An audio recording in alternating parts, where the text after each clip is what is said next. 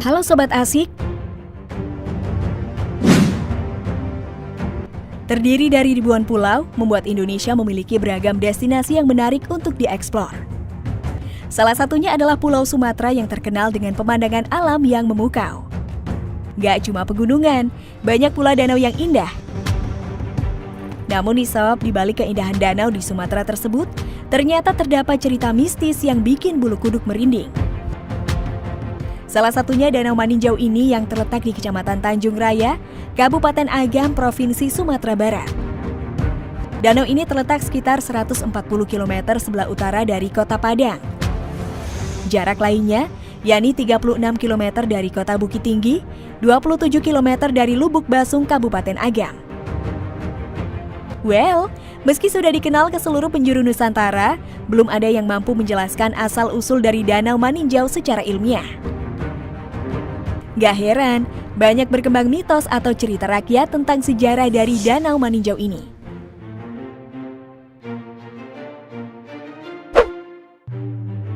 Sebelum lanjut, jangan lupa untuk tekan tombol like dan bagi yang belum subscribe, Mimin ingatkan untuk tekan tombol subscribe-nya ya.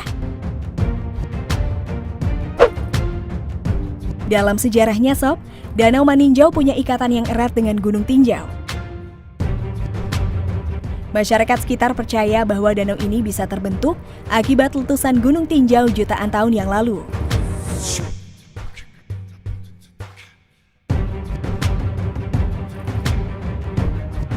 Jika diukur nih, Danau Maninjau memiliki luas sekitar 99,5 km persegi.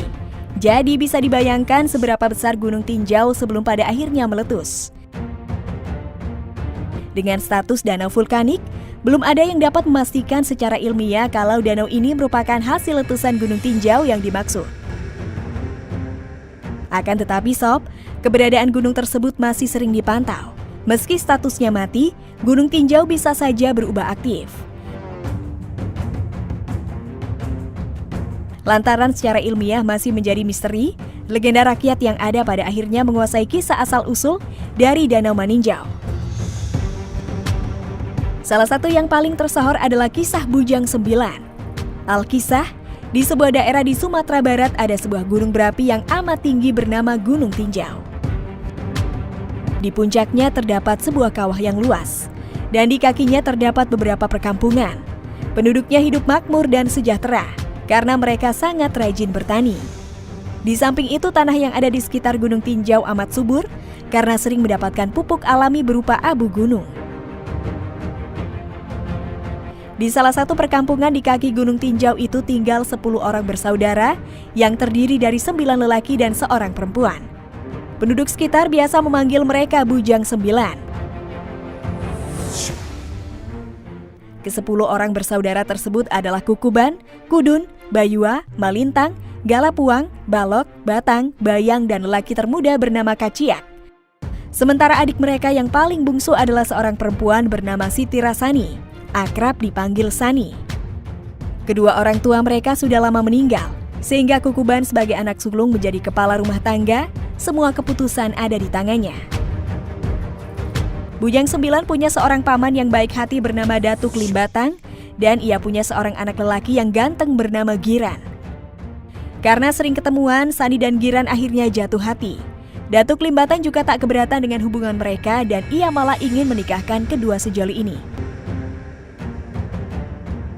Namun Sob, si sulung Kukuban gak setuju karena ia pernah dikalahkan Giran dalam pertandingan pencaksilat dan merasa benci kepadanya.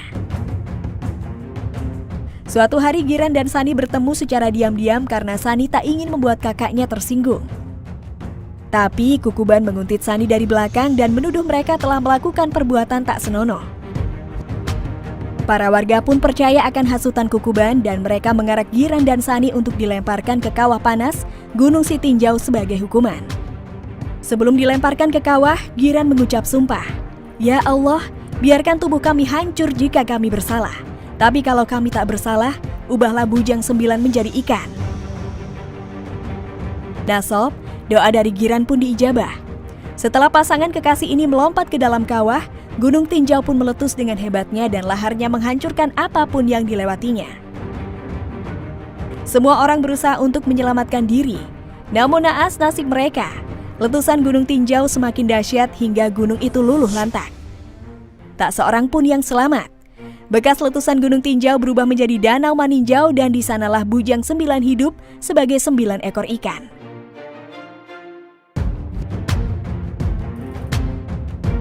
Nah Sobat Asik, terlepas dari legenda dan misteri ilmiah, terdapat pesan moral yang dapat dipetik dari cerita ini, yakni mengingatkan kita agar tidak memfitnah sekalipun orang yang kita benci, karena fitnah itu lebih kejam daripada membunuh.